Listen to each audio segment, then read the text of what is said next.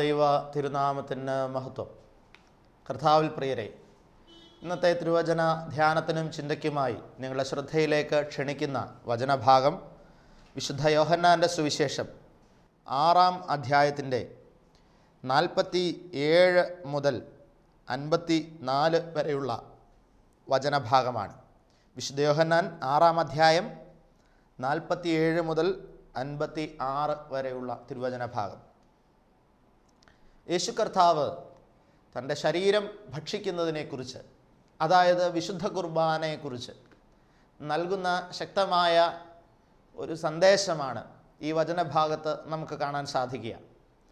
അതിൻ്റെ തുടക്കം മുതൽ, ഞാൻ ഈ വായിച്ച വാക്യങ്ങളുടെ ആരംഭം മുതൽ, അതായത് 47-ാമത്തെ വാക്യം മുതൽ ചിന്തിക്കുമ്പോൾ യേശുക്രിസ്തു സംസാരിക്കുന്ന വിഷയം നമ്മളുടെ ചിന്തകളുമായി ഒന്ന് താരതമ്യപ്പെടുത്തി കൊണ്ടുപോകുവാനായിട്ട് ഞാൻ ആഗ്രഹിക്കുകയാണ്. വളരെ ശ്രദ്ധയോടെ ഈ വാക്യം നമുക്ക് ധ്യാനിക്കാം. 47-ാമത്തെ തിരുവചനം പറയുന്നു, ആമേൻ ആമേൻ ഞാൻ നിങ്ങളോട് പറയുന്നു, വിശ്വസിക്കുന്നവന് നിത്യജീവൻ ഉണ്ട്. വിശ്വസിക്കുന്നവന് നിത്യജീവനുണ്ട്. ഞാൻ ഈ വാക്ക് പറയുമ്പോൾ എന്നെ ശ്രവിക്കുന്ന നിങ്ങളുടെ മനസ്സിലേക്ക് പെട്ടെന്ന് കടന്നു വരുന്ന ചിന്ത എന്താണ്? നിങ്ങളിപ്പോൾ ചിന്തിക്കും, ഞാൻ യേശുക്രിസ്തുവിൽ വിശ്വസിക്കുന്ന ആളാണ്. തീർച്ചയായിട്ടും നിങ്ങൾ ഇന്ന് ഈ വചനം ശ്രവിക്കുമ്പോൾ നിങ്ങൾ യേശുക്രിസ്തുവിൽ വിശ്വസിക്കുന്ന ആളായിരിക്കാം. അതുകൊണ്ട് നിങ്ങൾ പറയുന്നു, വിശ്വസിക്കുന്നവർക്ക് നിത്യജീവനുണ്ട്. ഞാൻ യേശുക്രിസ്തുവിൽ വിശ്വസിക്കുന്ന ആളാണ്, അതുകൊണ്ട് എനിക്ക് ഉറപ്പായിട്ട് നിത്യജീവനുണ്ട്. ചില വാക്കുകളെ നമ്മൾ സമീപിക്കുന്നത് ഇപ്രകാരമാണ്. ആ വാക്യം, അതിനെ ആ വാക്യമായി മാത്രം എടുക്കുമ്പോൾ വളരെ പെട്ടെന്ന് നിത്യജീവൻ നമുക്ക് സ്വന്തമായിട്ടുള്ള ഒരവകാശമാണ് എന്ന് തോന്നിപ്പോകുന്ന രീതിയിലാണ് നമുക്ക് മനസ്സിലാകുന്നത്. കാരണം നമ്മളൊക്കെ പൊതുവെ വിശ്വസിച്ചിരിക്കുന്നത് നമ്മൾ യേശുക്രിസ്തുവിൽ നന്നായി വിശ്വസിക്കുന്ന ആളുകളാണ് എന്നതാണ്. എന്നാൽ യഥാർത്ഥത്തിൽ നമ്മൾ യേശുക്രിസ്തുവിൽ വിശ്വസിക്കുന്ന ആളാണോ എന്നുള്ളത് ഗൗരവത്തോടുകൂടെ പരിശോധിക്കേണ്ടിയിരിക്കുന്നു. എന്തിൻ്റെ അടിസ്ഥാനത്തിലാണ് ഞാൻ യേശുക്രിസ്തുവിൽ വിശ്വസിക്കുന്നു എന്ന് നമ്മൾ ക്ലെയിം ചെയ്യുന്നത്? എന്തിൻ്റെ അടിസ്ഥാനത്തിലാണ്? നമ്മൾ ഏതെങ്കിലും ഒരു ക്രിസ്തീയ സഭാ സമുദായത്തിൻ്റെ അംഗമായതുകൊണ്ടായിരിക്കാം, വിശുദ്ധ കൂദാശകൾ കൃത്യതയോടെ സ്വീകരിക്കുന്ന വ്യക്തിയായതുകൊണ്ടായിരിക്കാം, നമ്മളുടെ പ്രാർത്ഥനകളെല്ലാം യേശുക്രിസ്തുവിനോട് ആയതുകൊണ്ടായിരിക്കാം, നമ്മളുടെ പ്രവർത്തികളിൽ ക്രിസ്ത്യാനിത്വം പലപ്പോഴും ഉള്ളതുകൊണ്ടായിരിക്കാം. ഇങ്ങനെ ഞാൻ യേശുക്രിസ്തുവിൽ വിശ്വസിക്കുന്ന ആളാണ് എന്ന് നാം ക്ലെയിം ചെയ്യുന്നതിന് നമ്മുടെ മുൻപിൽ തെളിവായി പറയാൻ പല ഘടകങ്ങൾ നിലനിൽക്കുന്നുണ്ട്. തീർച്ചയായിട്ടും കർത്താവ് സംസാരിക്കുന്ന ഈ ജനസമൂഹം, യേശുക്രിസ്തു ഒരു സമൂഹത്തെ അഭിസംബോധന ചെയ്തുകൊണ്ടിരിക്കുമ്പോഴാണ് ഈ വാക്ക് പറഞ്ഞത് എന്ന് നമുക്കറിയാം. കർത്താവ് സംസാരിച്ചു കൊണ്ടിരിക്കുന്ന ഈ ഒരു ജനസമൂഹം, അവരും വിശ്വസിച്ചിരിക്കുന്നത് അവർ യേശുക്രിസ്തുവിൽ വിശ്വസിക്കുന്ന ആളുകളാണ് എന്നതാണ്. വേദപുസ്തകത്തിൻ്റെ സുവിശേഷത്തിൻ്റെ വേറെ ചില ഇടങ്ങളിൽ തന്നിൽ വിശ്വസിക്കുന്ന യഹൂദന്മാരെക്കുറിച്ചുള്ള പരാമർശമുണ്ട്. യേശുക്രിസ്തുവിൻ്റെ വചനം കേൾക്കാൻ, യേശുക്രിസ്തുവിങ്കൽ നിന്ന് സൗഖ്യം സ്വീകരിക്കുവാൻ കടന്നു വന്നിരിക്കുന്ന ജനങ്ങളെല്ലാം വിശ്വസിക്കുന്നത് അവർ യേശുക്രിസ്തുവിൽ വിശ്വസിക്കുന്നവരാണ് എന്നതാണ്. ഞാനും നിങ്ങളും വിശ്വാസിയാണ് എന്ന് അവകാശപ്പെടുന്നതിന് നമ്മൾ ചില തെളിവുകൾ നിരത്തി വയ്ക്കുന്നത് പോലെ യേശുക്രിസ്തുവിൻ്റെ മുന്നിലിരിക്കുന്ന ഈ സമൂഹവും വിശ്വാസിയാണ് എന്ന് അവകാശപ്പെടുന്നതിന് അവരുടെ മുൻപിലും അവർക്ക് ചില തെളിവുകൾ നിരത്താനുണ്ട്. എന്തൊക്കെയായിരിക്കും അവർക്ക് നിരത്തി വയ്ക്കാനുള്ള ക്ലെയിം? ഒന്നാമതായി, അവർക്ക് അവകാശപ്പെടാൻ അനേകം യഹൂദന്മാർ യേശുക്രിസ്തുവിനെ വെറുക്കുമ്പോൾ തങ്ങൾ യേശുക്രിസ്തുവിനെ വെറുക്കാതെ യേശുക്രിസ്തുവിൻ്റെ വാക്കുകൾ കേട്ട് യേശുക്രിസ്തുവിൻ്റെ മുന്നിൽ വന്നിരിക്കുന്നവരാണ്. പ്രിയപ്പെട്ടവരെ, ഇത് നല്ലൊരു ക്ലെയിമാണ്. മാത്രമല്ല, യഹൂദന്മാരുടെ മുൻപിൽ ഒരു ക്രൈസിസ് ഉണ്ട്. യേശുക്രിസ്തു ഒരു പ്രവാചകനായി അംഗീകരിക്കപ്പെടുന്ന ഒരു പശ്ചാത്തലത്തിൽ യഹൂദ മത നേതാക്കന്മാർക്ക് ക്രിസ്തു ഒരു ഭീഷണിയായിരുന്നു എന്ന് വേദപുസ്തകം തന്നെ സാക്ഷിക്കുന്നുണ്ട്. അപ്രകാരം യേശുക്രിസ്തുവിൻ്റെ അടുക്കൽ ജനം പോവുക എന്ന് പറയുമ്പോൾ, അതായത് മത നേതാക്കന്മാർക്ക് ഭീഷണിയായ ക്രിസ്തു എന്ന് പറയുന്ന ഒരു വ്യക്തിയുടെ അടുക്കൽ തങ്ങളുടെ മതത്തിൻ്റെ കീഴിലുള്ള ജനം പോവുക എന്ന് പറയുമ്പോൾ അത് നേതൃത്വവും അത് ജനവും തമ്മിൽ ഒരു വലിയ വഴക്കിന് അല്ലെങ്കിൽ അപ്രകാരം ഒരു ഫൈറ്റിനുള്ള ഒരു സാധ്യത നിലനിൽക്കുകയാണ്. നാളെ വേണമെങ്കിൽ ഇവരെ സിനഗോഗുകളിൽ നിന്ന് മുടക്കാം. നിങ്ങൾ അവൻ്റെ ഉപദേശം കേൾക്കാൻ പോയി എന്നുള്ളത് കൊണ്ട് ഇവരുടെ മേൽ ഏതെങ്കിലും തരത്തിലുള്ള നിരോധനങ്ങൾ ഏർപ്പെടുത്താൻ അവകാശമുള്ള നിയമപരമായ അധികാരമുള്ള ഒരു സംവിധാനമാണ് യഹൂദ സമൂഹത്തിലെ മത നേതാക്കന്മാർ. അവരിൽ പലർക്കും ചില ശിക്ഷകൾ വിധിക്കാൻ വരെ വ്യക്തമായ അധികാരം ഉണ്ടായിരുന്നു എന്നിരിക്കെ അപ്രകാരമുള്ളൊരു നേതൃത്വത്തിൻ്റെ ഇഷ്ടത്തെ വെല്ലുവിളിച്ചുകൊണ്ട് തങ്ങൾ യേശുക്രിസ്തുവിൻ്റെ വചനം കേൾക്കാൻ വന്നിരിക്കുന്നു എന്ന് പറയുമ്പോൾ അത് യഹൂദൻ്റെ മുന്നിൽ വളരെ ശക്തമായൊരു ക്ലെയിമാണ് എന്നാണ് എൻ്റെ വിശ്വാസം. ഞങ്ങൾ യേശുക്രിസ്തുവിൽ വിശ്വസിക്കുന്നവരാണ് എന്ന് അവകാശപ്പെടാൻ കഴിയുന്ന അതിശക്തമായൊരു ക്ലെയിമാണത്. ഞങ്ങളുടെ മത നേതാക്കന്മാർ ഇവൻ്റെ അടുത്ത് പോകുന്നതിന് എതിരാണ്. പക്ഷേ അവർക്ക് വേണമെങ്കിൽ ഞങ്ങളിവിടെ പോയതുകൊണ്ട് ഞങ്ങളെ നിരോധിക്കാം, മുടക്കാം. പക്ഷെ എങ്കിലും ഞങ്ങൾ അവൻ്റെ വചനം കേൾക്കാൻ പോകുന്നു എന്ന് പറയുമ്പോൾ അതൊരു നിസാരമായ നിലപാടല്ല. വളരെ ശക്തമായൊരു നിലപാടാണ് അവർ യേശുക്രിസ്തുവുമായിട്ടുള്ള ബന്ധത്തിൽ വെച്ചിരിക്കുന്നത് എന്നുള്ളതിന് സംശയമൊന്നുമില്ല. ഇനി മൂന്നാമതായിട്ട് അവർക്ക് പറയാൻ കഴിയുന്ന ഒരു ക്ലെയിം, യേശുക്രിസ്തു ഇവരിൽ പലരുടെയും രോഗങ്ങൾ സുഖപ്പെടുത്തിയിട്ടുണ്ട്, ഇവർക്ക് ആശ്വാസവും സാന്ത്വനവും നൽകിയിട്ടുണ്ട്. യേശുക്രിസ്തുവിൻ്റെ വചനങ്ങൾ ഇവരുടെ കുടുംബത്തിൽ സമാധാനം സൃഷ്ടിച്ചിട്ടുണ്ട്. ഇതെല്ലാം കൊണ്ടവർക്ക് വ്യക്തിപരമായ ദൈവാനുഭവത്തിൻ്റെ കഥകൾ ക്രിസ്തുവുമായിട്ടുള്ള ബന്ധത്തിൽ അവർക്ക് അവതരിപ്പിക്കാൻ കഴിയുമെന്നുള്ളതാണ്. അവർക്ക് പേഴ്സണൽ എക്സ്പീരിയൻസ് ഉണ്ട് യേശുക്രിസ്തുവുമായിട്ടുള്ള ബന്ധത്തിൽ. ക്രിസ്തു നേരിട്ട് അവരിൽ ഇടപെട്ടതിൻ്റെ, അവരുടെ ജീവിതത്തിൻ്റെ ക്രൈസിസിൽ, പ്രതിസന്ധിയിൽ ഇവരെ കരുതുകയും ഇവരിൽ യേശുക്രിസ്തു ഇടപഴകുകയും ചെയ്തതിൻ്റെ അനുഭവ സാക്ഷ്യങ്ങൾ, വ്യക്തിപരമായ ദൈവാനുഭവത്തിൻ്റെ അനുഭവ സാക്ഷ്യങ്ങൾ ഇവരുടെ മുൻപിലുണ്ട്. ഇതെല്ലാമായിട്ടാണ് ഇവർ യേശുക്രിസ്തുവിൻ്റെ മുമ്പിൽ വന്ന് നിൽക്കുക. ഒരുപക്ഷെ ഇന്നത്തെ ഒരു മതവിശ്വാസി, ഒരു ക്രിസ്തീയ മതവിശ്വാസി എന്ന നിലയിലുള്ള ക്രിസ്ത്യാനി ക്ലെയിം ചെയ്യുന്നതിനേക്കാൾ കൂടുതൽ ശക്തമായ ദൈവ ക്രിസ്തു ബന്ധത്തിലധിഷ്ഠിതമായ പല കാര്യങ്ങളും ക്ലെയിം ചെയ്യാനുണ്ട് അന്ന് യേശുക്രിസ്തുവിൻ്റെ മുന്നിൽ വന്നിരിക്കുന്ന ആ ഒരു യഹൂദ സമൂഹത്തിന്. ഈ ഒരു സമൂഹത്തോടാണ് യേശുക്രിസ്തു സംസാരിക്കുക. അവരോടാണ് യേശുക്രിസ്തു പറയുക, എന്നിൽ വിശ്വസിക്കുന്നവന് നിത്യജീവനുണ്ട്. അപ്പോൾ ഇത് കേൾക്കുന്ന ആളുകളെ സംബന്ധിച്ചിടത്തോളം ഈ പറഞ്ഞത് തീർച്ചയായിട്ടും എന്നെക്കുറിച്ചാണ് എന്ന് അവർ ചിന്തിച്ചു പോകുന്നതിൽ അതിശയമൊന്നുമില്ല. കാരണം അവർ ചിന്തിക്കും, ഈ ക്രിസ്തുവിൻ്റെ വചനം കേൾക്കാൻ വേണ്ടി ഇത്രമാത്രം കഷ്ടതകൾ സഹിച്ച് നേതാക്കന്മാരുടെ നിരോധനത്തെ വരെ അതിജീവിച്ച് ഇവൻ്റെ മുന്നിൽ വന്നിരിക്കുകയും ഈ ക്രിസ്തുവിൻ്റെ കരങ്ങളാൽ സൗഖ്യം സ്വീകരിച്ച് വ്യക്തിപരമായ സാക്ഷ്യം സ്വന്തമാക്കുകയും ചെയ്ത ഞങ്ങൾ വിശ്വാസികളല്ലെങ്കിൽ പിന്നെ വേറെ ആരാ? മാത്രമല്ല, യഹൂദനെ സംബന്ധിച്ചിടത്തോളം അല്ലെങ്കിൽ യേശുക്രിസ്തുവിൻ്റെ മുന്നിൽ വചനം കേൾക്കാൻ വന്നിരിക്കുന്ന ഈ ഗ്രൂപ്പിനെ സംബന്ധിച്ചിടത്തോളം അവിശ്വാസി എന്ന കാറ്റഗറിയിൽ പെടുത്താൻ വേറെ ആളുകൾ ഉണ്ട് താനും. അതാരാണ്? യേശുക്രിസ്തുവിൻ്റെ അടുത്ത് വരാത്തവർ. മതനേതാക്കന്മാരെ ഭയപ്പെട്ട് യേശുക്രിസ്തുവിൻ്റെ അടുത്ത് വരാൻ സാധിക്കാത്ത ഒരു സമൂഹം നിലനിൽക്കുകയാണ്. അപ്രകാരമുള്ള ഒരു സമൂഹം അവിടെ നിലനിൽക്കുമ്പോൾ വിശ്വാസി എന്ന കാറ്റഗറൈസേഷൻ യേശുക്രിസ്തു പറയുമ്പോൾ സ്വാഭാവികമായിട്ട് എന്തിൻ്റെ അടിസ്ഥാനത്തിലാണ് അവർ ചിന്തിക്കുക? യേശുവിൻ്റെ മുന്നിൽ ഇരിക്കുന്ന ഞാൻ വിശ്വാസി, യേശുവിൻ്റെ അടുത്ത് വരാത്തവൻ അവിശ്വാസി. സിമ്പിൾ. കേൾക്കുന്ന ഒരു വ്യക്തി വളരെ സിമ്പിളായിട്ട് വിശ്വാസി എന്ന വാക്കിനെ വേർതിരിക്കുന്നത് ഇതിൻ്റെ അടിസ്ഥാനത്തിലാണ്. യേശുവിൻ്റെ മുന്നിൽ വന്നിരിക്കുന്ന ഞാൻ വിശ്വാസി, യേശുക്രിസ്തുവിൻ്റെ അടുത്ത് വരാത്തവൻ അവിശ്വാസി. ഇന്ന് എൻ്റെ മുമ്പിലിരിക്കുന്ന നിങ്ങളും നിങ്ങളുടെ വിശ്വാസ ജീവിതത്തെ അളക്കുന്നത് ഈ പശ്ചാത്തലത്തിലായിരിക്കും. യേശുക്രിസ്തുവിൻ്റെ മുന്നിലിരിക്കുന്ന, വചനം കേൾക്കാൻ ഇരിക്കുന്ന, ക്രിസ്തീയ സമുദായത്തിൽ അംഗമായിരിക്കുന്ന, വിശുദ്ധ കുദാശകൾ നിഷ്ഠയോടെ സ്വീകരിക്കുന്ന നിങ്ങൾ വിശ്വാസി, വിശ്വാസമില്ലാത്ത, യേശുക്രിസ്തുവിനെ അറിയാത്ത, ഇനി അറിഞ്ഞിട്ടും പള്ളിയിൽ വരാത്ത, പ്രാർത്ഥനയ്ക്ക് വരാത്ത, വിശുദ്ധ കുർബാന സ്വീകരിക്കാത്ത, കള്ളുപിടിച്ച് തലകറങ്ങി നടക്കുന്ന, പാപം ചെയ്ത് ജീവിക്കുന്ന, ദൈവവചനത്തിന് വിരുദ്ധമായി പ്രകടമായി ജീവിക്കുന്ന മനുഷ്യൻ അവിശ്വാസി. ഈ വേർതിരിവിൻ്റെ അടിസ്ഥാനത്തിലാണ് ഈ വചനത്തെ നമ്മൾ സമീപിക്കുക. അപ്പോൾ നമ്മൾ കരുതിപ്പോകും, യേശു പറഞ്ഞ ഈ വാക്ക് എനിക്കുള്ളതാണ്, ഞാൻ വിശ്വാസിയുടെ ഗണത്തിൽപ്പെടുന്ന ആളാണ്, അതുകൊണ്ട് എന്നിൽ വിശ്വസിക്കുന്ന നിത്യജീവനുണ്ടെന്ന് യേശു പറഞ്ഞാൽ എനിക്ക് നിത്യജീവനുണ്ട്.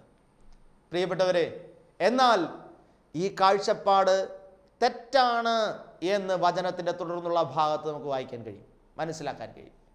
വിശ്വസിക്കുക എന്നതുകൊണ്ട് ക്രിസ്തു ഉദ്ദേശിക്കുന്നത് എന്താണ് എന്നുള്ളതിലേക്ക് നമ്മൾ അതിൻ്റെ ആഴങ്ങളിലേക്ക് യാത്ര ചെയ്യുമ്പോൾ വാസ്തവത്തിൽ നമ്മളുടെ ഹൃദയം ഒരുപാട് ജ്വലിക്കേണ്ടിയിരിക്കുന്നു, നമ്മളുടെ കാഴ്ചപ്പാട് ഒരുപാട് വിപുലപ്പെടേണ്ടിയിരിക്കുന്നു എന്ന് നമ്മൾ തിരിച്ചറിയും.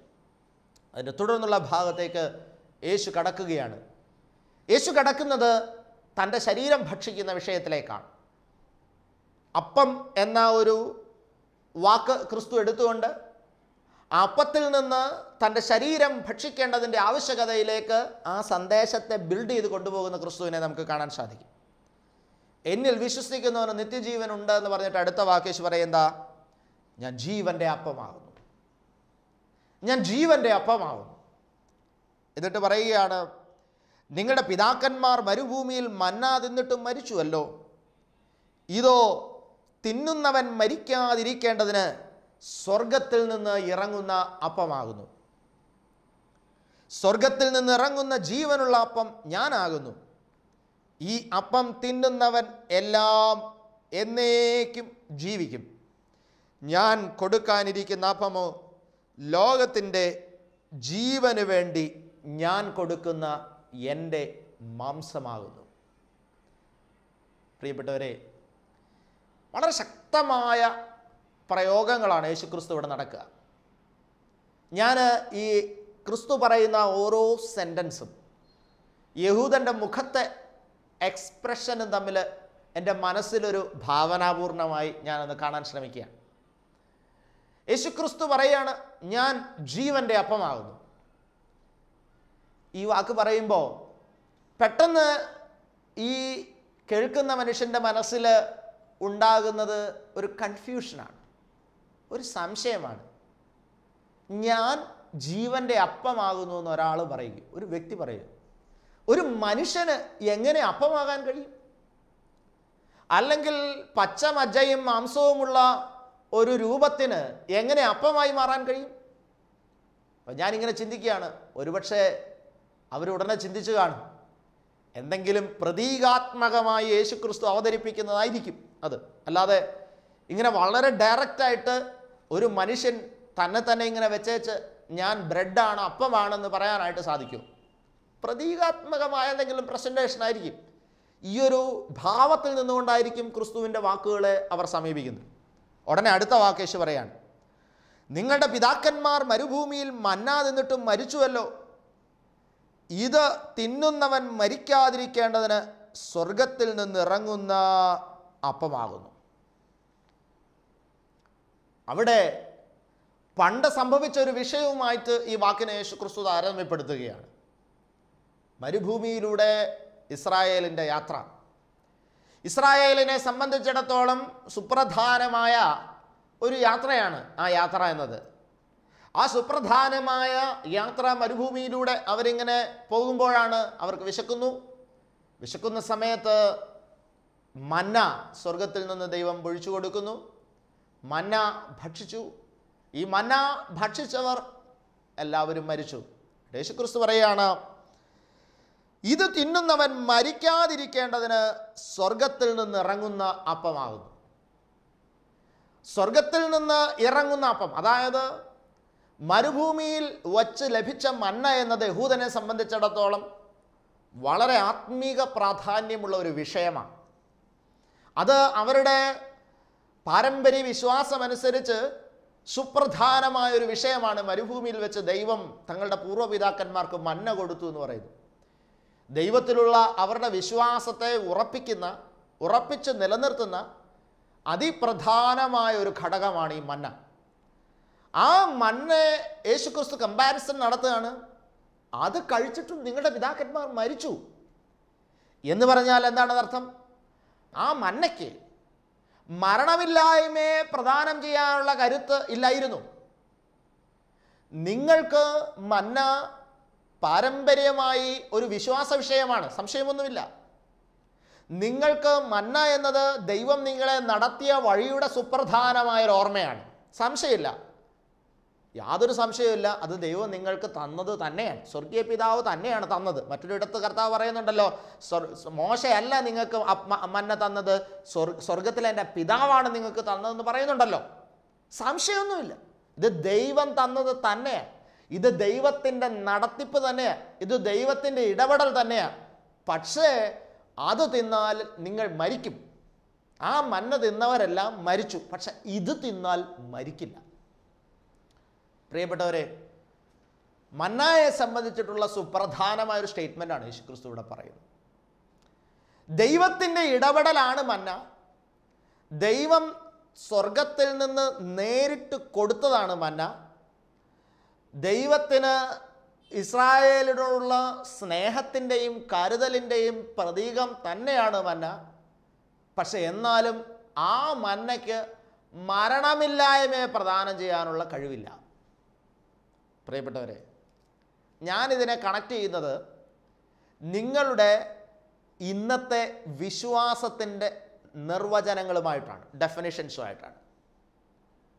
നിങ്ങൾ ക്രിസ്ത്യാനി ആയിരിക്കുന്നത് ദൈവത്തിൻ്റെ കൃപയാലാണ്, സംശയമൊന്നുമില്ല. നിങ്ങളൊരു ക്രിസ്തീയ പശ്ചാത്തലത്തിൽ പിറന്ന് വീണതിൽ ദൈവത്തിൻ്റെ ഇടപെടലുണ്ട്, സംശയമൊന്നുമില്ല. നിങ്ങൾ വിശുദ്ധ കൂദാശ സ്വീകരിക്കുമ്പോൾ ആ വിശുദ്ധ കൂദാശകളെല്ലാം ദൈവം തരുന്നതാണ്, സംശയമൊന്നുമില്ല.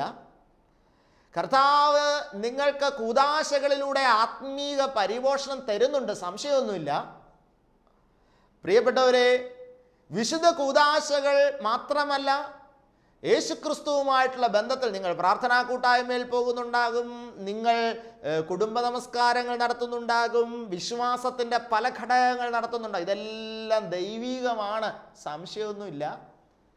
പക്ഷെ നിങ്ങൾക്ക് നിത്യത സ്വന്തമാക്കാൻ കഴിയണമെങ്കിൽ വേറെ ചില ഘടകങ്ങൾ കൂടെ ആവശ്യമാണ്. നിത്യത സ്വന്തമാക്കാൻ കഴിയണമെങ്കിൽ പ്രിയപ്പെട്ടവരെ, നിങ്ങൾ ക്രിസ്ത്യാനി ആയിരുന്നതുകൊണ്ട്, നിങ്ങളൊരു സമുദായത്തിലെ അംഗമായിരുന്നതുകൊണ്ട്, നിങ്ങൾ വിശുദ്ധ കൂദാശകൾ നിഷ്ഠയോടെ സ്വീകരിക്കുന്നത് കൊണ്ട് നിങ്ങൾക്ക് നിത്യത കിട്ടിക്കൊള്ളണമെന്നില്ല. നിത്യത കിട്ടണമെങ്കിൽ അവനെ വിശ്വസിക്കണം. എങ്ങനെ? വിശ്വസിക്കേണ്ടതുപോലെ വിശ്വസിക്കണം, വിശ്വസിക്കേണ്ടതുപോലെ വിശ്വസിക്കണം. അതാണ് വിശ്വാസത്തിന് ഞാൻ കൊടുക്കുന്ന മാനദണ്ഡങ്ങൾ അനുസരിച്ചുള്ള വിശ്വാസമല്ല, വിശ്വാസത്തിന് വചനം കൊടുക്കുന്ന മാനദണ്ഡങ്ങൾ അനുസരിച്ചുള്ള വിശ്വാസം. അത് വന്നാൽ നിങ്ങൾക്ക് നിത്യത സ്വന്തമാക്കാൻ കഴിയും. അതാണ് യേശുക്രിസ്തു ഇവിടെ സംസാരിക്കുക. മന്ന ദൈവദത്തമാണ്, സംശയമൊന്നുമില്ല. പക്ഷെ ആ മന്ന തിന്നിട്ട് നിങ്ങളുടെ പിതാക്കന്മാർ മരിച്ചു. വിശുദ്ധ കുർബാന ദൈവദത്തമാണ്, സംശയമൊന്നുമില്ല. അത് കർത്താവിൻ്റെ ശരീരമാണ്, സംശയമൊന്നുമില്ല. പക്ഷേ യേശുക്രിസ്തുവിൻ്റെ കയ്യിൽ നിന്ന് ആ അപ്പം സ്വീകരിച്ച യൂദ ആത്മഹത്യ ചെയ്തു. പ്രിയപ്പെട്ടവരെ, ഓർക്കണം, യോഗ്യതയില്ലാതെ ഈ അപ്പം സ്വീകരിച്ചവരെല്ലാം നശിച്ചു. അപ്പോൾ ഈ വിഷയം ദൈവദത്തമാണ് എന്നുള്ളത് കൊണ്ട് മാത്രം കാര്യമില്ല. അതിനെ സ്വീകരിക്കുന്നതിൻ്റെ മാനദണ്ഡങ്ങൾ കീപ്പ് ചെയ്യപ്പെടുന്നിടത്താണ് അത് ജീവനാകണോ മരണമാകണോ എന്ന് നിശ്ചയിക്കുന്നത്. ഇത് വളരെ ഗൗരവമുള്ളൊരു വിഷയമാണ്. പ്രിയപ്പെട്ടവരെ, അത്തരത്തിൽ നമ്മളുടെ വിശ്വാസ ജീവിതത്തെ സമീപിക്കുന്നുണ്ടോ എന്നുള്ളതാണ് യേശുക്രിസ്തു. യേശു പറയാണ്, ഈ അപ്പം തിന്നുന്നവൻ മരിക്കില്ല, അവന് ജീവനുണ്ട്, അവൻ നിത്യജീവനുണ്ട്. എന്നിട്ട് പറയുകയാണ്, സ്വർഗത്തിൽ നിന്നിറങ്ങിയ ജീവനുള്ള അപ്പം ഞാനാകുന്നു. ഈ അപ്പം തിന്നുന്നവനെല്ലാം എന്നേക്കും ജീവിക്കും. ഞാൻ കൊടുപ്പാനിരിക്കുന്ന അപ്പമോ ലോകത്തിൻ്റെ ജീവന് വേണ്ടി ഞാൻ കൊടുക്കുന്ന എൻ്റെ മാംസം ആകുന്നു. ഇങ്ങോട്ടേക്ക് വരുമ്പോഴേക്കുമാണ് യഹൂദൻ്റെ മനസ്സിൻ്റെ മുഖത്തിൻ്റെ ഭാവം മാറുന്നത്. അവിടെ മുഖഭാവം മാറി അവർ അതൊരു ഡിസ്കഷനിലേക്ക്, ഒരു തർക്കത്തിലേക്ക്, ഒരു ചർച്ചയിലേക്ക് അവിടെ മാറുകയാണെന്ന് നമുക്ക് കാണാൻ സാധിക്കും. അതിൻ്റെ തുടർന്നുള്ള വാക്യങ്ങൾ വായിക്കുമ്പോൾ, ആകയാൽ യഹൂദന്മാർ നമുക്ക് തൻ്റെ മാംസം തിന്നേണ്ടതിന് തരുവാൻ ഇവൻ എങ്ങനെ കഴിയുമെന്ന് പറഞ്ഞ് തമ്മിൽ വാദിച്ചു എന്നാണ്. കണ്ടോ, വിശ്വാസിയാണെന്ന് സ്വയം അവകാശപ്പെട്ട ഒരു സമൂഹമാണ്. പക്ഷേ യേശുക്രിസ്തു ഒരു കാര്യം പറഞ്ഞപ്പോൾ അതവർക്ക് വിശ്വസിക്കാൻ കഴിയുന്നില്ല. യേശുക്രിസ്തു പറഞ്ഞ കാര്യം ഇവർക്ക് വിശ്വസിക്കാൻ കഴിയുന്നില്ല. മാനുഷികമായി നോക്കിയാൽ അവരെ തെറ്റു പറയാൻ കഴിയില്ല, ആർക്കും വിശ്വസിക്കാൻ കഴിയില്ല. ഒരു മനുഷ്യന് തൻ്റെ ശരീരം അപ്പമായിട്ട് ഭക്ഷിക്കാൻ തരികയും ഇതെങ്ങനെ സാധിക്കും? Practically impossible. ഇതൊരു മനുഷ്യൻ്റെ മനസ്സിലേക്ക് വളരെ കാര്യമായി കടന്നുകൂടുന്ന ഒരു ചിന്തയാണ്. ഇത് നടക്കില്ലാത്ത കാര്യമാണ്. ജനം അങ്ങനെ പറഞ്ഞ് സംസാരിക്കാൻ തുടങ്ങി. ഞാൻ ഇതിനകത്ത് പോയിൻ്റ് ഔട്ട് ചെയ്യുന്ന ഒരൊറ്റ കാര്യമുള്ളൂ. ഇപ്രകാരം ഇത് പ്രാക്ടിക്കലി ഇംപോസിബിൾ എന്ന് പറഞ്ഞ് പരസ്പരം വാദിക്കുന്ന ഈ യഹൂദ സമൂഹം തന്നെയാണ് സ്വയം വിശ്വാസിയാണ് എന്ന് ആദ്യം ക്ലെയിം ചെയ്യുന്നതെന്ന് പറഞ്ഞു. എന്ന് പറഞ്ഞാൽ എന്താ അതിൻ്റെ അർത്ഥം? യേശുക്രിസ്തു പറയുന്ന വാക്കിനെ, അതിൻ്റെ പ്രാക്ടിക്കലി പോസിബിളായിട്ടുള്ളതിനെ മാത്രം വിശ്വാസത്തിലെടുക്കുകയും പ്രാക്ടിക്കലി ഇംപോസിബിൾ എന്ന് മാനുഷികമായ കാഴ്ചയിൽ തോന്നുന്നതിനെ വിശ്വാസത്തിലെടുക്കാതിരിക്കുകയും ചെയ്യുന്ന ഒരു സമൂഹം. എന്നിട്ട് അവർ സ്വയം ക്ലെയിം ചെയ്യാണ് അവർ വിശ്വാസിയാണെന്ന്. പ്രിയപ്പെട്ടവരെ, ഇത് വളരെ ഗൗരവമുള്ളൊരു ചിന്തയാണ്. എന്നെ ശ്രമിക്കുന്ന നിങ്ങളുടെ മുന്നിൽ യേശുക്രിസ്തു പറയുന്ന വാക്കുകളിൽ ഈ പറഞ്ഞ രണ്ട് തട്ട് നിങ്ങൾ സൃഷ്ടിച്ചിട്ടുണ്ടോ? പ്രാക്ടിക്കലി പോസിബിളായിട്ടുള്ള ചില കാര്യങ്ങൾ, പ്രാക്ടിക്കലി ഇംപോസിബിളായിട്ടുള്ള ചില കാര്യങ്ങൾ യേശുക്രിസ്തുവിൻ്റെ വാക്കുകളിൽ അങ്ങനെ ഉണ്ടെങ്കിൽ നിങ്ങൾ ഏത് സമുദായ സംവിധാനത്തിൻ്റെ കീഴിലാണെങ്കിലും നിങ്ങൾ അവിശ്വാസിയാണെന്ന് എനിക്ക് പറയേണ്ടി വരും. വിശ്വാസത്തിൻ്റെ എത്ര ശക്തമായ അനുഭവ സാക്ഷ്യങ്ങൾ നിങ്ങൾ ഷെയർ ചെയ്താലും യേശുക്രിസ്തു പറയുന്ന വാക്കിന് രണ്ട് തട്ട് നിങ്ങൾ സൂക്ഷിച്ചിട്ടുണ്ടെങ്കിൽ, ചില ആളുകൾ പറയും, അധ്വാനിക്കുന്നവരും ഭാരം വഹിക്കുന്നവരുമേ നിങ്ങൾ എൻ്റെ അടുക്കൽ വരുവീൻ, ഞാൻ നിങ്ങളെ ആശ്വസിപ്പിക്കാം.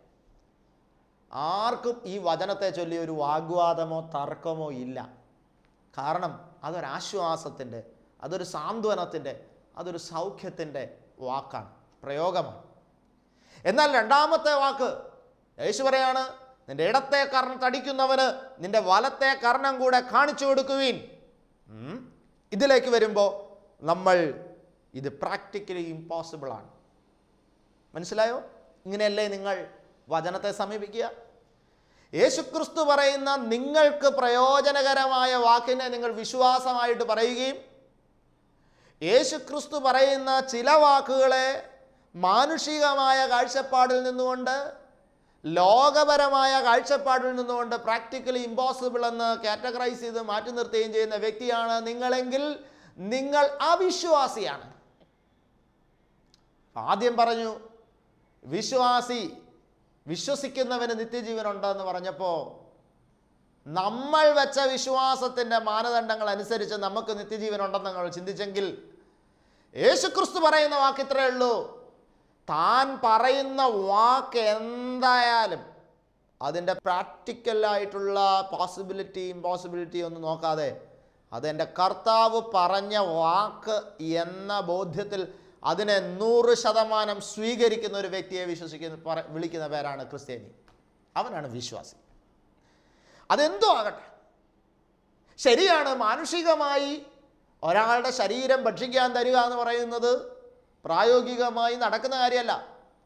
പക്ഷേ യേശുക്രിസ്തു തൻ്റെ പരശുശ്രൂഷ കാലയളവിൽ തന്നെ പ്രൂവ് ചെയ്തു ഇതെങ്ങനെയാണ് പ്രാക്ടിക്കലാക്കുന്നത്. എങ്ങനെയാ?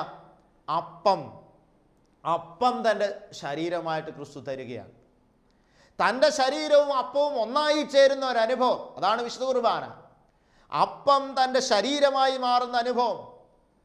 സാധാരണ ഗോതമ്പപ്പം യേശുക്രിസ്തുവിൻ്റെ ശരീരമായി പരിണമിക്കുന്ന ഒരനുഭവം. ഇവിടെ വാസ്തവത്തിൽ ഒരു പരിണാമത്തിൻ്റെ അനുഭവത്തിലൂടെ ക്രിസ്തു തൻ്റെ ശരീരത്തെ മനുഷ്യന് ഭക്ഷിക്കാവുന്ന രീതിയിൽ അവനിലേക്ക് നൽകുകയാണ്.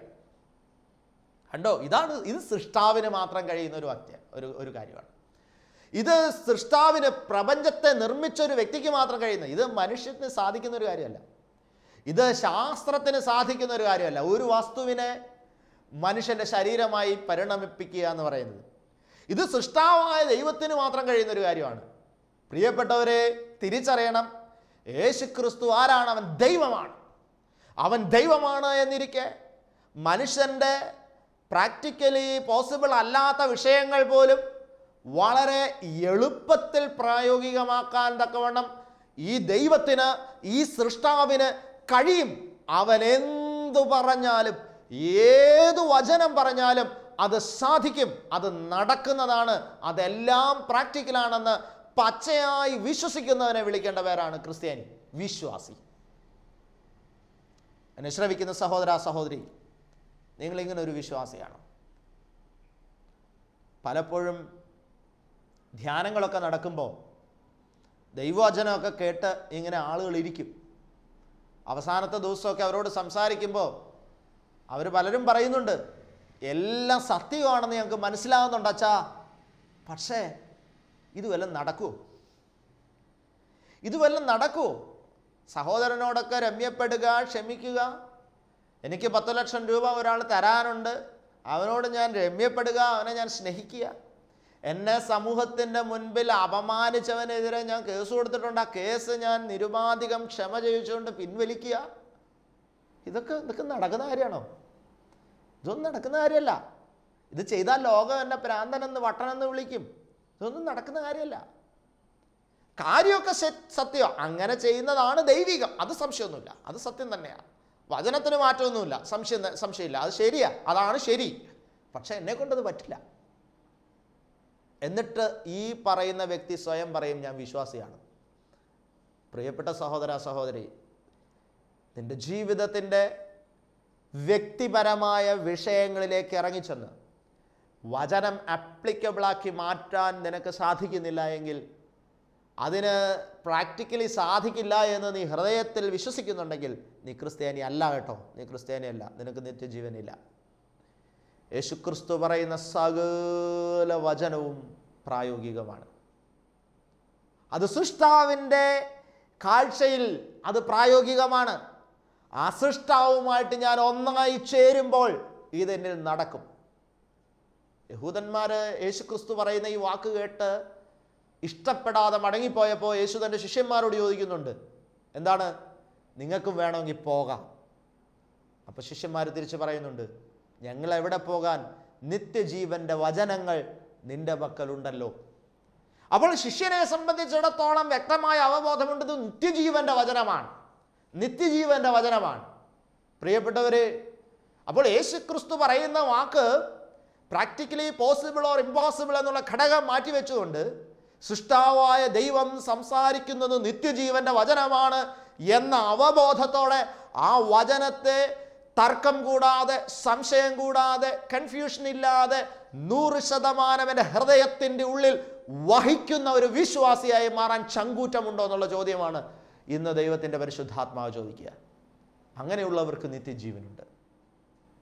ഇത്തരത്തിൽ നിത്യജീവൻ്റെ വലിയ തിരിച്ചറിവിലേക്ക് വളരാൻ, ദൈവരാജ്യാനുഭവത്തിൽ പങ്കാളിയാകാൻ, ഒരു ഉത്തമ വിശ്വാസിയായി തീരാൻ ദൈവത്തിൻ്റെ പരിശുദ്ധാത്മാവ് നിങ്ങളെ സഹായിക്കട്ടെ എന്ന് ആശംസിച്ചുകൊണ്ട് എൻ്റെ വാക്കുകൾ അവസാനിപ്പിക്കുന്നു. നമുക്ക് പ്രാർത്ഥിക്കാം.